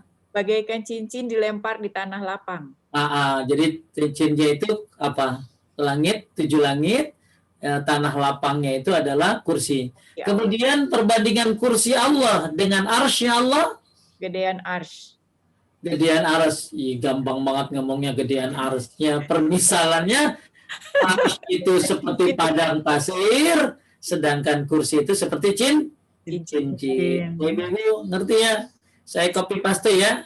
Ya, Ustaz. Lemot pada nih. Tega sih Ustaz lagi puasa ditanya. Ini ya Ibu ya. Tes. Masya Allah, bentar Bu ya. Ilmu nih Bu ya. Suara saya jelas kan? Jelas, Ustaz. Jelas Ustaz, udah agak serak ya Ustaz ya. Semoga sehat-sehat Ustaz. Amin. Tadi saya habis hampir batalin itu. Aduh kayaknya. Jangan dong Ustaz. Sangat Ntar nggak dapat ilmu ayat kursi. Baik. Ya ini udah dah, ini aja dah kursi sama ayat sama ini aja deh dibawa pulang udah ya. Nah ini satu lagi nih ya. Kursi Allah, apa Ibnu Abbas berkata dalam menafsirkan ayat. Tolong Ibu nanti saya ini ya, saya share komplitnya ya ke Nurul ya, atau Yes. Iska atau ke Nana, nggak punya saya nomor Nana ya. Terima kasih Ustaz. Terima kasih ya, Ustaz. Nana Dokter Andes nih. Nah, Satu dokter. ya nanti komplitnya saya share yang pengen atau ke Ica nanti ya, ke Ica tentang yang saya kumpulkan dari ayat kursi yang ternyata memiliki keagungan yang luar biasa. Terus tadi dalil bahwa Allah memiliki apa tadi? Kaki, ya, nggak usah ditakwil, ya. Tadi ini di riwayatnya nih, ya. Jadi neraka itu ternyata terus minta tambah, ya, minta tambah, ya. Dan ternyata nggak pernah sampai matahari dan bulan aja udah masuk kan? Matahari dan bulan aja udah masuk neraka, kagak penuh-penuh tuh neraka. Maka neraka itu makhluk Allah. Maka jangan lupa jangan lupa sholat ya, sholat, sujud atau sebelum salam baca doa Allahumma inni as'alukal jannah wa a'udzubika minan nar 3 kali ya. Maka surga akan berkata dekatkan aku, neraka akan berkata jauhkan aku. Masya Allah. Ya karena memang ngeri banget. Ya nggak bisa kebayang kayak apa ngerinya neraka. Kalau ya apinya ada sekitar 70 dan 1 dilepaskan ke dunia. Masih ada 69 lagi di sana. Ya. Kalau baca cerita neraka Masya Allah ya bisa ketakutannya luar biasa kita. Dan ternyata setelah Allah masukkan kakinya maka neraka penuh. Dan dia kemudian menyempit dan penuhlah dia. Ini dalil kalau Allah memiliki kaki. Tapi kata Syekh Utsaimin, wajib bagi kita beriman bahwa Allah mempunyai telapak kaki atau kaki sebagaimana hakikatnya. Gak usah digambarkan, gak usah diserupakan. Gak boleh digambarkan, gak boleh diserupakan. Yaudah, ya kita beriman saja. Kemudian kita coba itu tadi baru bahas tentang nama ayat kursi, belum ayatnya ya. Ya, sabar ya Bu ya, masih ada 5 jam lagi untuk ke maghrib. Ya benar ya, masih ada 4 jam lagi, sabar Bu. Kita bahas sekarang Allahu la ilaha illa huwal hayyul qayyum. Nah ini justru di sini ya penghayatannya nih ya. Allah tidak ada sesembahan selain Dia yang hidup kekal serta terus-menerus mengurus makhluk. Allahu la ilaha illa huwal hayyul qayyum. Lanjut siapa Siska? Allah adalah Allah adalah nama yang paling agung milik Allah Ta'ala. Allah mengawali ayat ini dengan menegaskan kalimat tauhid yang merupakan intisari ajaran Islam dan seluruh syariat sebelumnya. Maknanya, tidak ada sesembahan yang benar untuk disembah selain Allah. Konsekuensinya tidak boleh memberikan ibadah apapun kepada selain Allah. Al-Hayyu. Al-Hayyu Al-Qayyum adalah dua di antara Asma Al-Husna yang Allah miliki. Al-Hayyu artinya yang hidup dengan sendirinya dan selamanya. Al-Qayyum berarti bahwa semua membutuhkannya dan semua tidak bisa berdiri tanpa dia. Oleh karena itu, Syekh Abdurrahman As-Sa'di mengatakan bahwa kedua nama ini menunjukkan seluruh Al-Asma Al-Husna yang lain. Ya. Ya. Lanjut. Sebagian ulama berpendapat bahwa Al-Hayyul Qayyum adalah nama yang paling agung. Pendapat ini dan yang sebelumnya adalah yang terkuat dalam masalah apakah nama Allah yang paling agung, dan semua nama ini ada di ayat kursi. Jadi gini. Nama Allah, makanya ada Allah yang salah. Siapa yang hafal doa sebelum saya salam? Allahumma inni asma'ul a'zam. Allahumma inni as'aluka ya Allah bi annaka al-wahidul ahad as-samadul ladzi lam yalid. Allahumma inni as'aluka bi annaka alhamdu illa anta al-mannan ya badi'as samawati wal ard. Terus ya Hayyu Ya Qayyum. ya Qayyum. Jadi di sini kan kita sering baca ya Allahu la ilaha illa huwal hayyul qayyum. Allah berarti tidak boleh ada sesembahan selain dia. Ya la ilaha illa huwa. Kemudian al-hayy berarti apa? Ya, yang maha hidup, ya, sendiri dengan sendirian. Al-qayyum berarti semua membutuhkannya dan semua tidak bisa berdiri tanpa dia. Ya. Kemudian mana di antara yang paling bagus nih? Al-Hayyu apa Al-Qayyum? Sebagian ulama berpendapat bahwa Al-Hayyul Qayyum adalah nama yang paling agung. Jadi dua tuh, Al-Hayyul Qayyum. Ya, Al-Hayyul Qayyum. Makanya ibu-ibu kalau zikir pagi sore ada satu doa yang indah apa? Ya Hayyu ya Qayyum. Ya Hayyu ya Qayyum. Maka kalau ibu bertawassul dengan Asmaul Husna bagus dengan kalimat ya Hayyu ya Qayyum. Ya Hayyu ya Qayyum, segeralah angkat COVID dari bumi Indonesia ini. Ya Hayyu ya Qayyum. Nah, ini boleh berdoa dengan Asmaul Husna. Jadi Al-Hayy, Al-Qayyum ini adalah nama Allah yang agung. Makanya ada di apa tadi doa? Asmaul apa tadi? A'zam. Doa Asmaul A'zam. Nurul udah apa kan? Belum Ustaz. Aduh, ini. Ya, Nana. Belum Pak Ustadz. Kamu nih ya, pantas nomor telepon kamu nggak dikasih karena ya, Siska, udah ya Siska ya? Belum juga Ustadz. Astagfirullah. Jujur. Kita kasih buku yang bisa, yang doa sebelum salam yang ada Hayyu Qayyumnya. Coba. Siapa ibu-ibu yang hafal tuh? Asmaul A'zam. Raise hand ayo. Ibu pada nyerah deh. Ya, kalau hafalan pada nyerah mama. Ya. Jadi Allahumma inni as'aluka ya Allah bi anna lakal hamdu la ilaha illa anta al-mannan ya badi'as samawati wal ard ya hayyu ya qayyum. Ini ya hayyu ya qayyum. Nah, ini adalah nama Allah yang agung. Jadi ibu boleh ya buat ibu-ibu yang mau berdoa dengan menyebutkan nama ya hayyu ya qayyum. Ini nama Allah yang agung, ya. Kemudian la takhudhu sinatu wala naum, dia tidak mengantuk dan dia tidak tidur. Lanjut, Nurul.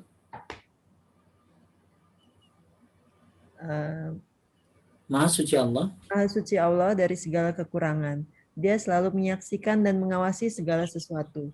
Tidak ada yang tersembunyi darinya. Dan dia tidak lalai terhadap hamba-hambanya. Ingat, Allah tidak lalai terhadap hamba-hambanya. Apalagi yang zalim. Saya udah pernah bahas kemarin di tafsir surat An-Nazi'at tentang Fir'aun. Masih ingat nggak? Fir'aun itu dulu dia mengaku sebagai Tuhan, ya, kemudian 40 Allah biarkan dia mengaku sebagai Tuhan. Ya. Kemudian setelah 40 tahun berlalu dia bilang lagi ana rabbukumul a'la. Maka Allah azab dia. Jadi Fir'aun ini diazab dengan sebab dua perkataan ini, salah satunya. Ngaku dia sebagai Tuhan, tidak ada Tuhan di Mesir kecuali dia. kemudian dia mengatakan bahwa tidak ada yang lebih dia adalah Tuhan yang paling tinggi. Maksudnya apa? Kezaliman itu tidak akan dibiarkan oleh Allah. Mungkin ada maksudnya mungkin belum diazab, tapi nggak diazab. Maka Allah tidak mengantuk dan Allah tidak tidur. La takhuzu sinatu wala naum. Allah Maha mengawasi. Allah Maha mengawasi. Dan makanya ada yang bilang ya, Allah tidak tidur. Ya, Allah tidak tidur. Allah Maha mengawasi. Siapapun Anda, Fir'aun yang sudah 40 tahun saja, ya, Allah biarkan dia mengatakan dia adalah Tuhan. Ya, setelah 40 tahun dia ngomong lagi, maka Allah azab dia. Berarti apa? Allah tidak membiarkan orang zalim. Pasti akan ada balasannya nanti. Maka ibu yang dizolimi oleh orang, dia akan ada balasan buat orang-orang yang zalim. Jadi, ibu sekalian muliakan Allah, Maha suci Allah dari segala kekurangan. Allah Maha menyaksikan, Maha mengetahui, tidak ada yang tersembunyi darinya. Lanjut. Allah mendahulukan penyebutan kantuk karena biasanya kantuk terjadi sebelum tidur. Barangkali ada yang mengatakan, menafikan kantuk saja sudah cukup sehingga tidak perlu menyebut tidak tidur. Karena jika mengantuk saja tidak, apalagi tidur. Akan tetapi Allah menyebutkan keduanya, karena bisa jadi orang tidur tanpa mengantuk terlebih dahulu, dan orang bisa menahan kantuk, tetapi tidak bisa menahan tidur. Jadi menafikan kantuk tidak berarti otomatis menafikan tidur. Maksudnya gini loh, kenapa Allah nyebutin cukup tidak ngantuk aja, nggak usah pakai tidak tidur gitu loh. Karena orang kalau tidak ngantuk ya nggak bakalan tidur. Tapi ternyata Allah menyebutkan di sini dua-duanya. Ya, Allah Subhanahu wa taala tidak mengantuk dan tidak tidur. Kenapa? Ya karena ya bisa jadi orang tidur tanpa ngantuk terlebih dahulu. Ada nggak? Ada. Orang yang bisa nahan kantuk tapi tidak bisa menahan tidur. Jadi menafikan kantuk tidak berarti otomatis menafikan tidur. Jadi semua susunan ayat itu ada maksudnya. Kenapa Allah nyebutin kantuk dulu? Kenapa Allah nyebutin tidur? Saya pernah baca sebuah tafsir ya. Kayaknya tafsir Al-Qurtubi yang saya baca tuh. Jadi ceritanya gini. Jadi ada orang bertanya, kenapa Allah tidak ngantuk? Dan kenapa Allah tidak tidur? Akhirnya dia dikasih ini gelas. Dan gelas ini dikasih air. Lalu kemudian orang itu ngantuk. Jadi dia disuruh megang gelas ini. Gelas ini disuruh megang. Ya, saya lupa kompletnya, tapi intinya itu orang disuruh megang gelas. Dia bertanya, kenapa Allah tidak ngantuk, kenapa Allah tidak tidur? Maka orang itu akhirnya dikasih apa tadi? Dikasih gelas yang berisi air. Karena lama ngantuk dong. Apa yang terjadi, Nurul? Tumpah. Begitu orang ngantuk, hampir tumpah, betul? Yeah. Ya, hampir tumpah. Kan, udah mungkin ada yang tumpah. Bayangkan gimana kalau Allah mengantuk. Gimana bumi, alam ini. Kemudian, bagaimana kalau tidur orang ini? Gak sedikit ya, ibu-ibu lagi megang handphone tidur kan? Ya, maka ibu-ibu, ini kenapa nyala? Ibu-ibu ketika tidur megang handphone, udah ada gerak aja jatuh handphone. Masya Allah. Bangun. Allah Subhanahu wa taala tidak mengantuk, tidak tidur. Ngapain ngawasin kita? Tapi yang diawasi sedang apa? Yang diawasi lagi nonton drakor. Yang diawasi lagi gosip, lagi maksiat. Yang diawasi sedang melakukan hal-hal yang dilarang oleh Allah. Alhamdulillah kalau yang diawasi adalah orang-orang yang sedang ibadah. Kajian, Ustaz. Ya, sedang kajian, alhamdulillah. Maka inilah tafsir la ta'khuzuhu sinatu wala naum. Lanjut Bu Nurul. Lahuma fis samawati wa ma fil ardh. Kepunyaannya apa yang di langit dan di bumi. Semesta alam ini adalah hamba dan kepunyaan Allah. serta di bawah kekuasaannya. Tidak ada yang bisa menjalankan sesuatu kehendak kecuali dengan kehendak Allah. Oke, langit dan bumi milik Allah. Man zalladzi yashfa'u 'indahu illa biiznih. Tidak ada yang dapat memberi syafaat di sisi Allah tanpa izinnya. Memberi syafaat maksudnya menjadi perantara bagi orang lain dalam mendatangkan manfaat atau menjaga bahaya. Gak akan ada syafaat kecuali atas izin Allah. Makanya Anda nggak bakalan dapat izin, nggak dapat syafaat dari Rasulullah kalau kita tidak bertauhid kepada Allah Subhanahu wa taala. Ya. Jadi kan banyak ya orang, oh nanti kalau saya di neraka kasih saya syafaat ya. Maka syafaat itu ada syaratnya. 1, bertauhid kepada Allah. 2, diizinkan oleh Allah. Ya, maka hendaklah kita bertauhid kepada Allah ya agar bisa memberikan syafaat. Dan orang yang diberi syafaat pun ya harus orang yang tidak menyekutukan Allah. Maka kadang-kadang orang gampang banget ngomong syafaat. Padahal syarat syafaat adalah bertauhid kepada Allah dan la yashfa'u indahu illa bi'izni. Tidak ada syafaat kecuali atas izin Allah Subhanahu wa taala. Ini mungkin ini dia. Jadi seorang muslim, Nana, lanjut. Kesimpulannya nih. Bismillah. Jadi seorang muslim bisa memberikan syafaat untuk orang tua, anak, saudara, atau sahabatnya di akhirat. Akan tetapi syafaat hanya diberikan kepada orang yang beriman dan meninggal dalam keadaan iman. Disyaratkan 2 hal untuk mendapatkannya, yaitu 1, izin Allah untuk orang yang memberi syafaat. Nomor 2, ridho Allah untuk orang yang diberi syafaat. Oleh karena itu, seseorang tidak boleh meminta syafaat kecuali kepada Allah. Selain berdoa, hendaknya kita mewujudkan syarat mendapatkan syafaat dengan meraih ridho Allah. Tentunya dengan menaatinya, menjalankan perintahnya semampu kita, dan meninggalkan semua larangannya. Oke, jadi tidak ada syafaat kecuali atas izin Allah. Bisa kita ngasih syafaat, tapi atas izin Allah, kemudian atas ridho Allah. Ada yang juga yang menyebutkan tidak menyekutukan Allah Subhanahu wa taala. Ya'lamu ma baina aydihim wa ma khalfahum, dia mengetahui apa yang di hadapan mereka dan di belakang mereka. Ya, ini adalah dalil bahwa ilmu Allah meliputi seluruh makhluk, baik yang ada pada masa lampau, sekarang maupun yang akan datang. Allah mengetahui apa yang telah, sedang, dan yang akan terjadi. Bahkan hal yang ditakdirkan tidak ada bagaimana wujudnya seandainya ada, ilmu Allah sangat sempurna. Ya, Allah mengetahui apa yang ada di hadapan kita dan apa yang ada di belakang kita. Masa depan dan masa lalu Allah Maha tahu. Makanya ibu-ibu, ya jangan lupakan masa lalu. Minta ampun kepada Allah. Makanya kata ulama salaf, Bu, yang merasa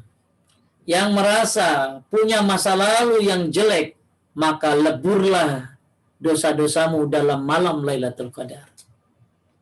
Insyaallah kita ketemu malam Lailatul Qadar ya Bu ya. Amin. Harus dipersiapkan dari sekarang. Amin. Mudah-mudahan dengan bertemu malam Lailatul Qadar, dosa-dosa masa lalu kita dilebur oleh Allah Subhanahu wa taala. Amin. Ya. Dan Allah Maha tahu loh masa lalu ibu. Kelihatannya kalem, kelihatannya kayaknya sopan, ya masa lalu nggak ada yang tahu. Ya, masa lalu nggak ada yang tahu. Ternyata ibu pernah jadi copet atau nggak ngerti lah. Ya, intinya manusia memiliki masa lalu dan Allah Maha mengetahui masa depan. Maka masa depan anak-anak kita serahkan kepada Allah. Kita didik dengan baik, kita ajarkan sesuai dengan perintah Allah dan Rasul-Nya. Maka mudah-mudahan ya Allah yang akan membimbing kita. Bu, Syekh bin Bas dulu buta, lagi kecil kan buta dia. Lalu ada yang ngomong begini sama dia. Ya, ada yang ngomong begini. Ini anak buta, jadi apa masa depannya? Ya kan? Anak kecil buta loh. Anak kecil buta. Masa depannya kayak apa ini? Jadi apa dia? Syekh bin Bas. Jadi ulama besar. Ya, Masya Allah. Jadi ahli fatwa di negara Saudi. Padahal kecilnya buta. Dan ada orang yang menyangka dia nggak bakalan jadi apa-apa. Tapi lihat di sisi Allah. Wah, makanya kita didik anak kita dengan baik. Lanjutnya hasbunallah wa ni'mal wakil. Ya. Ya'lamu ma baina aydihim wa ma khalfahum. Kemudian wala yuhituna bi syai'in min ilmihi illa bima syaa, dan mereka tidak mengetahui apa dari ilmu Allah kecuali dengan apa yang dikehendakinya. Kemudian wasi'a kursiyyus samawati wal ardh, kursi Allah ini dia tadi ya yang ditafsirkan oleh Ibnu Abbas. Ibnu Abbas menafsirkan kursi dengan kursi adalah tempat kedua telapak kaki Allah ya. Nah, intinya Ahlus Sunnah menetapkan sifat-sifat seperti ini sebagaimana ditetapkan oleh Allah dan Nabi-Nya Sallallahu Alaihi Wasallam. Wala yauduhu hifdzuhuma, dan Allah tidak berarti Allah tidak terberati pemeliharaan keduanya. Seorang ibu tentu merasakan betapa lelahnya mengurus rumah sendirian. Demikian juga seorang kepala desa, camat, bupati, gubernur, atau presiden dalam mengurus wilayah mereka pimpin. Namun tidak demikian dengan Allah yang Maha Kuat. Pemeliharaan langit dan bumi beserta isinya sangat ringan baginya. Segala sesuatu menjadi kerdil dan sederhana di depan Allah. Ya, ibu capek kan? Anak online. Nyiapin buka puasa sampai nggak sempat berdoa. Luar biasa ibu-ibu kecapeannya. Ya, bapak juga capek. Kepala desa juga capek. Camat juga capek. Presiden apalagi capek ngurusin rakyatnya. Tapi jangan samakan Allah dengan kita. Allah tidak terberati pemeliharaan keduanya. La wala yauduhu hifzuhuma. Apa di sini? Pemeliharaan langit dan bumi beserta isinya sangat ringan bagi Allah Subhanahu wa taala. Semuanya terasa kecil bagi Allah Subhanahu wa taala. Ini arti daripada wala yauduhu hifzuhuma. Allah tidak berat mengurus langit dan bumi beserta isinya. Wa huwal aliyyul azim. Dia maha tinggi lagi maha besar. Allah memiliki kedudukan yang tinggi. Baik. Kesimpulannya, ya, kita baca kesimpulannya, ya, Siska. Kesimpulan 1, semua ayat Al-Quran agung. Adapun ayat yang paling agung adalah ayat kursi. Kedua, disunahkan untuk membaca ayat ini setiap selesai salat wajib, pada zikir pagi dan sore, dan sebelum tidur. Ketiga, penegasan kalimat tauhid. Keempat, arti Al-Hayyu dan Al-Qayyum yang menunjukkan seluruh nama Allah yang lain. Kelima, semua bentuk kekurangan harus dinafikan dari Allah. Keenam, arti syafaat dan syarat memperolehnya. Ketujuh, ilmu Allah sangat sempurna. Kedelapan, kita hanya menetapkan untuk Allah nama dan sifat yang ditetapkan oleh Allah dan Rasul-Nya sesuai dengan keagungan dan kemuliaannya tanpa menyerupakannya dengan nama dan sifat makhluk. Kesembilan, arti dan keagungan kursi Allah. Kesepuluh, ketinggian dan keagungan Allah dalam zat dan kedudukan. Kesebelas, kesalahan orang yang mengatakan Allah ada di mana-mana. 12, penetapan banyak nama dan sifat Allah yang menunjukkan kemuliaan dan kesempurnaannya. Kembali kepada pembahasan awal bahwa kenapa ayat kursi disebut dengan apa tadi? Ayat teragung dalam Al-Quran.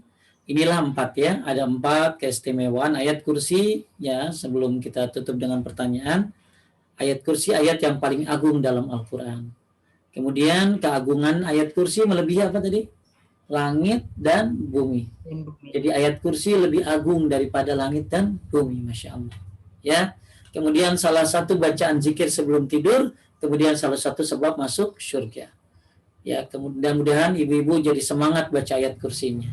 Bahwa ini ayat yang paling agung, kemudian lebih agung daripada langit dan bumi. Ini juga bisa menyebabkan ibu masuk surga insya Allah. Dan kemudian tadi, ya, coba ulangi lagi, Siska, apa arti kursi? Tempat diletakkannya kaki Allah. Ya, kemudian ya itu arti kursi, ya, dan luasnya kursi diibaratkan dengan apa tadi? Padang pasir, sedangkan 7 langit diibaratkan dengan cincin yang dilemparkan kepada padang pasir. Sedangkan arsy ya diibaratkan dengan padang pasir dan kursi diibaratkan dengan cincin. Ya, Masya Allah, hari ini kita sedang membahas ayat yang sangat agung. Mudah-mudahan nanti membacanya habis sholat, pagi sore, sebelum tidur, ya, ada terasa greget. Saya sedang membaca sesuatu yang agung.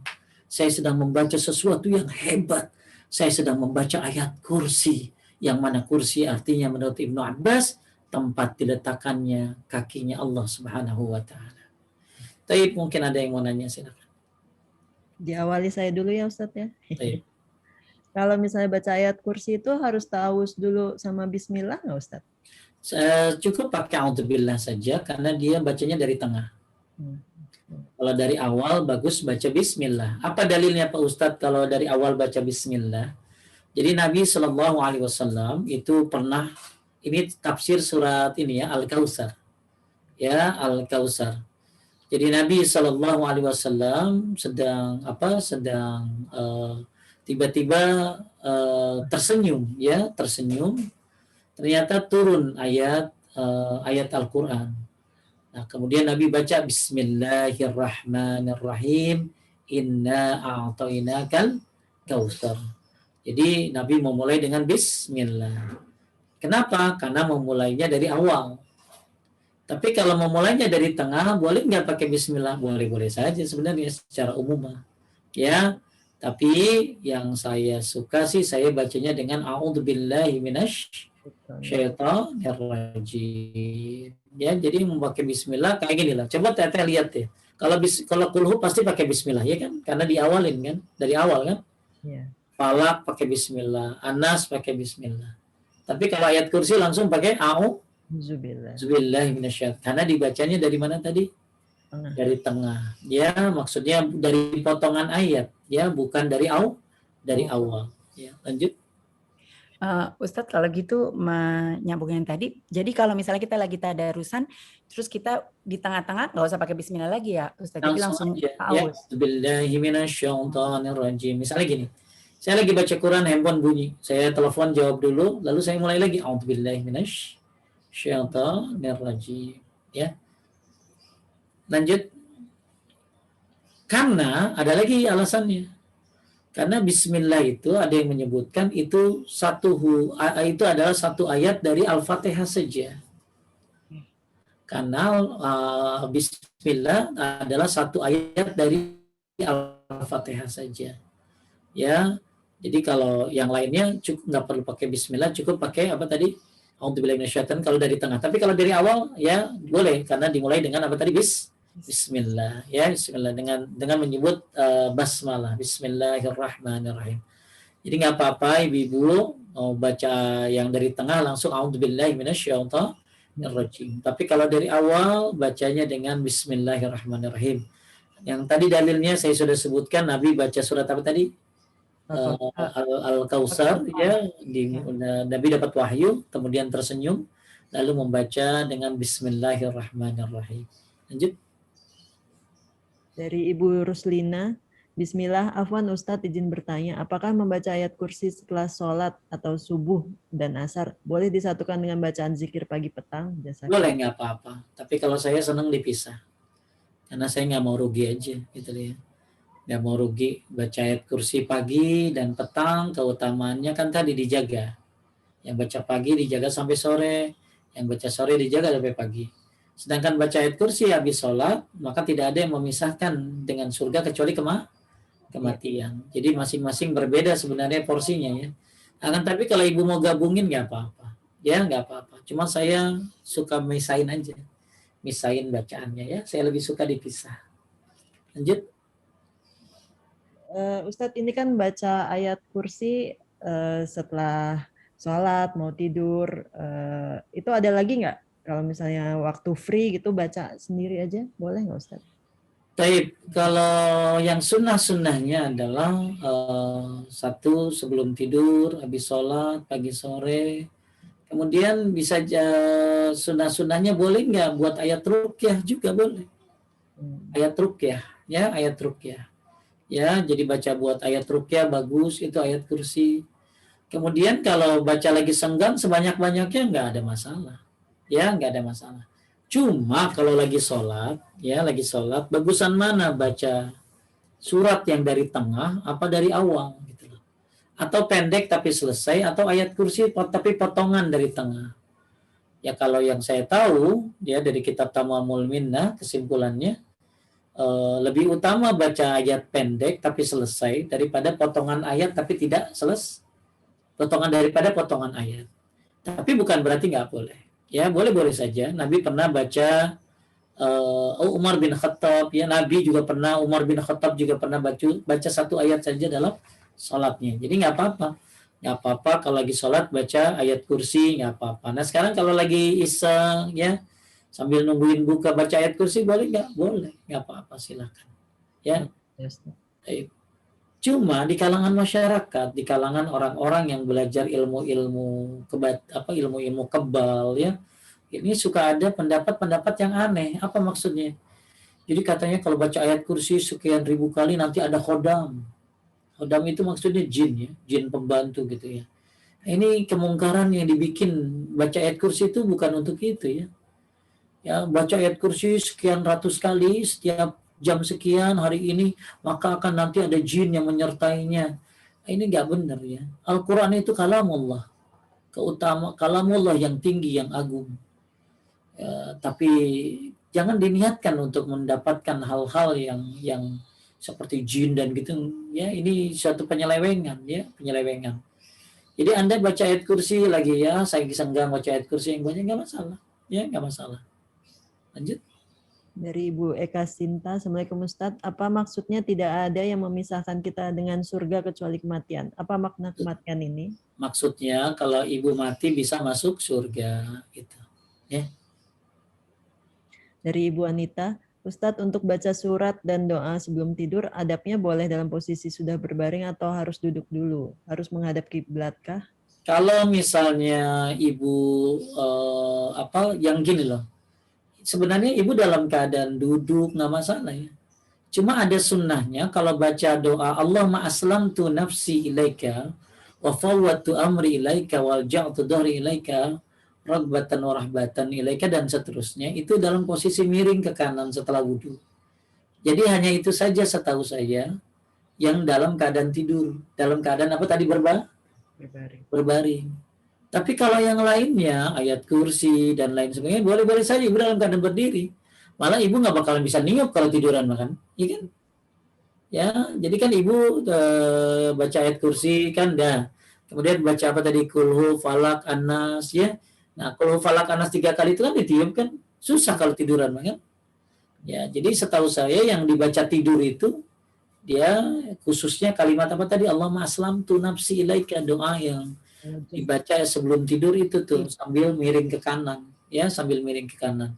Tapi untuk baca surat-surat dan doa-doa yang selain aslam tuh itu boleh duduk ya, boleh duduk ya, boleh juga berbaring. Cuman cobaan berbaring apa? Ngantuk ya. Cobaan berbaring tuh ibu ngantuk ya, baru baca berapa udah ha gitu loh ya, maka akhirnya tiba-tiba tidur. Kalau saya sambil baca tuh kadang-kadang saya baca sambil tiduran tapi sambil garukin anak gitu loh. Jadi anak saya garukin, jadi biar saya ada tenaga gitu loh, ya ada tenaga. Jadi akhirnya bisa baca tuh. Kalau baca sambil tiduran tuh nggak lama biasanya ya. Ya karena salah satu kerjaan setan adalah membuat kita tertidur. Ya, tertidur. Apalagi paling berat kalau ibu nyobain ya. Silakan tes deh. Sambil tidur, ibu baca subhanallah 33, alhamdulillah 33, Allah akbar 34. Lewat. Langsung bleksek. Lewat. Baru subhanallah.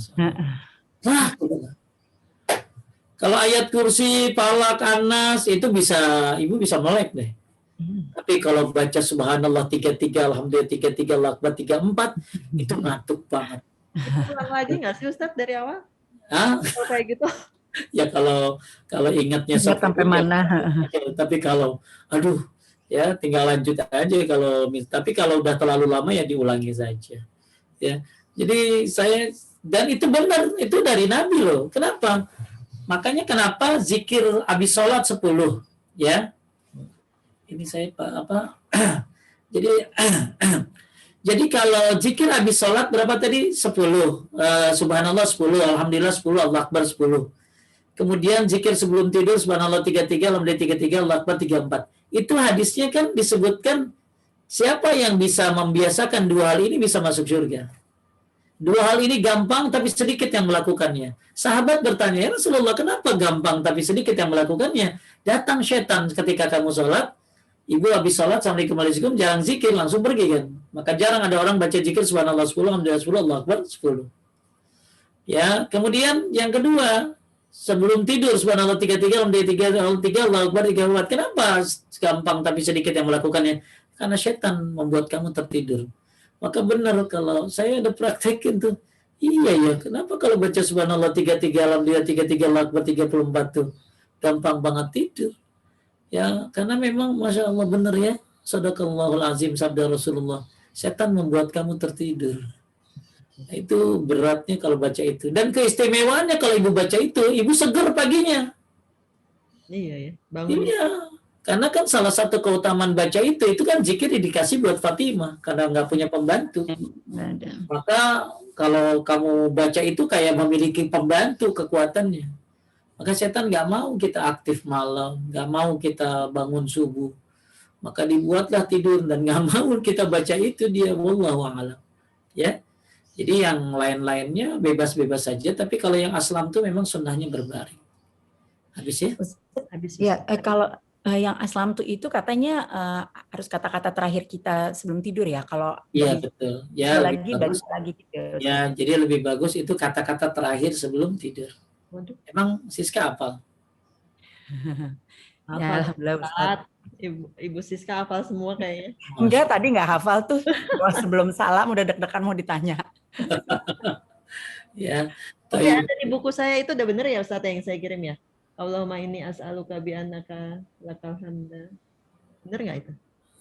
Wa ilahi Lupa. wahdaka la syarika. Al-Mannan ya badi'as samawati wal ardi azal jalil. Setahu saya pernah koreksi ya, benar kayaknya. Wal ikram Ya. ya hasil qayyum ya. Taib. Udah azan ya? Udah Ustaz. Baik, Taib, makasih buat para pengurus Al-Hansa Cilandak, buat 3 trio dan yang lain-lainnya. Mudah-mudahan ibu-ibu semuanya tambah senang baca ayat kursi, ya. Tambah paham baca ayat kursi dan sekarang tahu apa itu kursi, apa itu arsy, berapa luasnya dan bagaimana hebatnya ayat kursi, bahwa Allah tidak tidur, Allah tidak ngantuk, Allah mengawasi kita. Pertanyaannya, Anda sedang apa diawasi? Ya, oleh karena itu Allah selalu mengawasi kita. Yang berbuat zolim segeralah bertobat, karena tidak ada yang terlepas dari sisi Allah Subhanahu wa taala. Allah tidak tidur terhadap kezoliman mereka. Dan buat yang dizolimi bersabarlah. Pasti suatu saat akan ada hikmah dari semuanya. Mudah-mudahan kita tambah ilmu pada hari ini. Kita tutup dengan doa kifaratul majlis. Subhanaka Allahumma wa bihamdika asyhadu an la ilaha illa anta astaghfiruka wa atubu ilaik. Assalamualaikum warahmatullahi wabarakatuh.